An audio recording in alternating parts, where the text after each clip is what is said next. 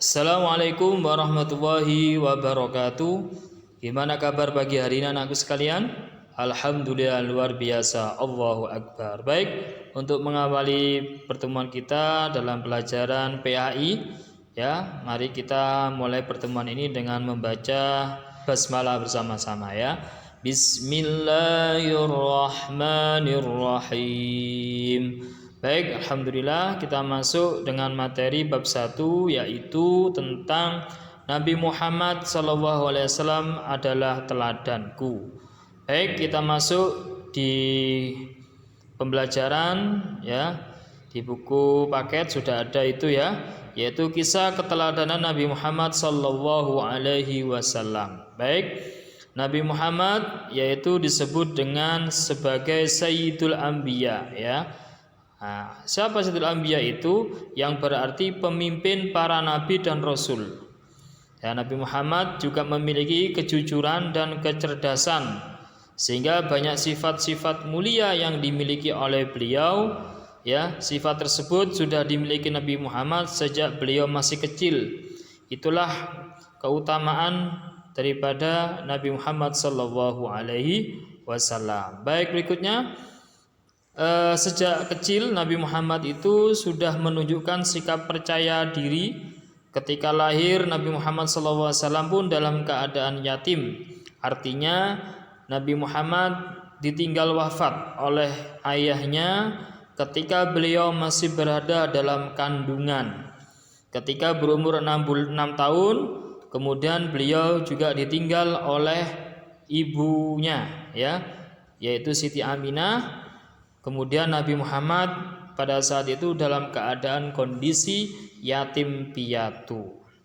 Berikutnya, meskipun dalam keadaan yatim piatu, beliau yaitu Nabi Muhammad tetap percaya diri. Ya, bahkan beliau tidak merasa minder dengan teman-teman sebayanya saat itu. Sehingga di bawah asuhan kakeknya Abdul Muthalib, Nabi Muhammad tetap ceria. Pada usia 8 tahun pun kakeknya yaitu Abdul Muthalib wafat. Kemudian diasuh oleh pamannya yaitu Abu Thalib. Kemudian sejak kecil Nabi Muhammad pun memiliki sikap mandiri. Pada usia 8 tahun ya, Nabi Muhammad pun mengembala kambing. Karena kejujurannya, banyak penduduk Mekah yang menitipkan kambingnya untuk digembalakan Nabi Muhammad SAW. Upahnya apa?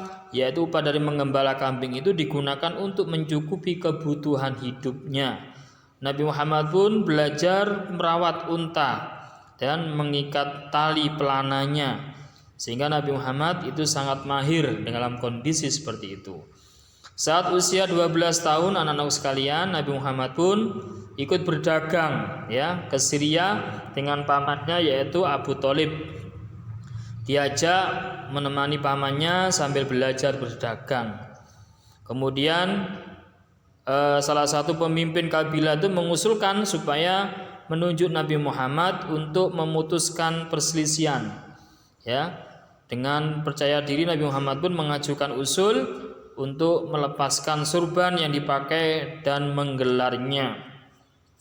Kemudian setiap pemimpin kabilah diminta untuk memegang ya tepi surban Nabi Muhammad, lalu meletakkan Hajar Aswad di tengah-tengahnya, sehingga perselisihan itu dapat didamaikan, diselesaikan atas bantuan Nabi Muhammad SAW.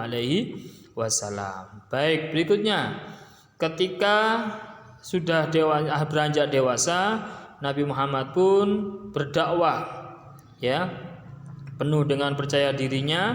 Beliau menyampaikan kebenaran Allah Subhanahu wa taala.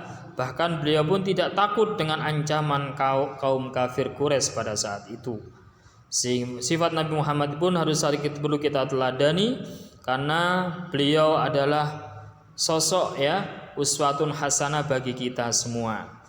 Baik, ada beberapa hal yang bisa kita teladani dari kisah di atas. Yang pertama adalah Nabi Muhammad adalah insan ya, memiliki akhlak mulia, seorang manusia yang punya akhlak mulia. Yang kedua, beliau sangat sabar dan tabah menghadapi sebuah rintangan dalam berdakwah.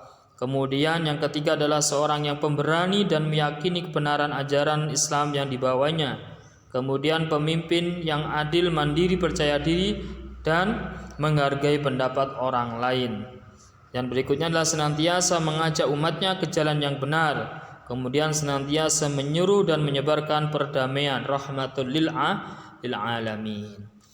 Baik, berikutnya percaya diri dan mandiri yang dimiliki sifat oleh Nabi Muhammad, yaitu percaya diri percaya diri meyakini bahwa kita memiliki kemampuan untuk melakukan sesuatu pekerjaan dengan baik, pantang menyerah dan tidak berputus asa. Ya, kita harus yakin bahwa belajar akan membuat kita pintar. Ketika mengerjakan tugas, kita harus percaya diri dengan cara mengerjakannya secara sungguh-sungguh. Kemudian sikap mandiri yang dimiliki Nabi Muhammad SAW adalah melakukan sesuatu sendiri tanpa meminta bantuan orang lain. Artinya berusaha semaksimal mungkin di dalam melaksanakan tugasnya. Nah, kalau kita selaku murid melaksanakan tugasnya dengan baik dan seterusnya. Mudah-mudahan penjelasan Ustadz ini memberikan inspirasi ya dari kisah Nabi Muhammad mulai dari kecil sampai dewasa.